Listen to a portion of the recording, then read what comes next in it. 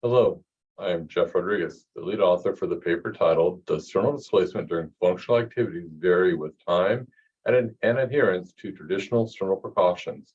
An observational study.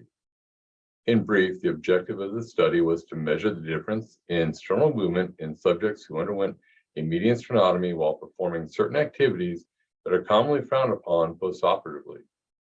The genesis of this study came from two sources. The first, my personal experience working with many patients in the acute care setting who had undergone a median sternotomy for bypass surgery, valve replacement surgery, or heart transplant. In my mind, the sternal precautions given postoperatively were considered very limiting from a functional and activity of daily living standpoint. The second was from a study written by Dr. Larry Cahalan and others in 2011 regarding sternal precautions. The gist of that paper was that sternal precautions vary widely from one institution to another, are anecdotal, and should be revisited in regards to the patient's personal needs.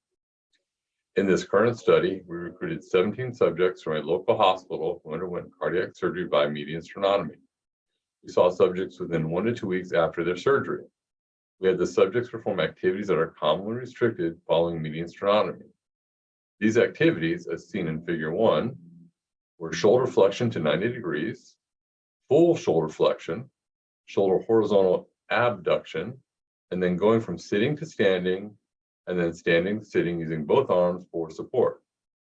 We use ultrasound to measure the sternal gapping at rest and then at the end point of motion for the first 3 static activities, and during the first 1/3 of the sit to stand maneuver, which we defined as once the hips clear the armrest, and the first 1/3 of the stand to sit maneuver, which we defined as once the hands made full contact with the armrest.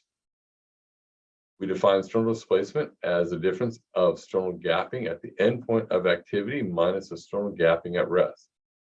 We returned at 6 to 8 weeks after the first session to have the subjects perform the same activities and take the same ultrasound measurements in order to see if healing occurred over time. We found that the sternal gapping was significantly different from the first to the second session at the upper sternal measurement site for all activities, but only significant during the dynamic activities at the lower sternal measurement site in the first session. An example of the sternal gapping measurement can be seen in Figure 2. When we looked at the sternal displacement, we found a significant reduction of the sternal displacement at the upper sternal site for all activities, but only for the dynamic activities at the lower sternal site. We concluded the difference in sternal gapping from rest and with the static and dynamic activities were due to different pulls of the 2 heads of the pectoralis major muscle on the sternum during the actions. We did have the subject complete a survey regarding sternal precautions. This included what their sternal precautions were, what they could recall, who instructed the subject in their precautions, and how compliant they were with the precautions. The survey was given to subjects at both Session 1 and Session 2. We found about 1/2 of the subjects self-reported 100% full compliance with their sternal precautions, while the remainder self-reported less than 100% full compliance.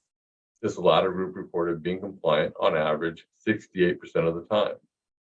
While both groups did demonstrate growth towards bony union, the fully compliant group did demonstrate more bony growth for certain activities. Adherence to sternal precautions can be helpful in regards to bony healing process. They can also limit participation in functional activities. Progression to compliance with less restrictive sternal precaution approaches, such as keep your move in the tube and sternal management accelerated recovery trial, or SMART, may allow for more motion in the upper extremities during functional activities. The muscle motion during functional activities will increase blood flow to the area, which can aid in the healing while still preventing increased stress to the sternum, which may result in non-union. We feel the findings in this study can help support a move to less restrictive sternal precautions. The strengths of the study were that we were able to capture in vivo sternal precautions. The strengths of the study were that we were able to capture in vivo sternal movements in the early and subacute stages of healing post-median sternotomy at 2 sites during static and dynamic activities.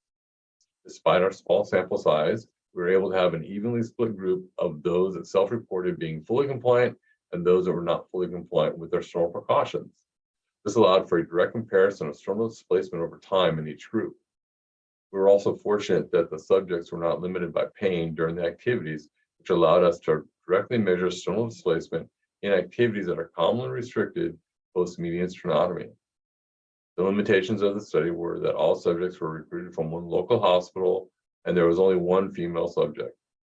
Some of the exclusion criteria limited the ability to recruit more subjects for the study. For future directions from the study would be 1, to compare sternal gapping and displacement in those subjects who had the lima used for a CABG versus those that did not use the lima, and 2, to compare sternal movement at different stages of healing based upon sternal closure by either use of wires or plate mechanisms. Thank you for your time.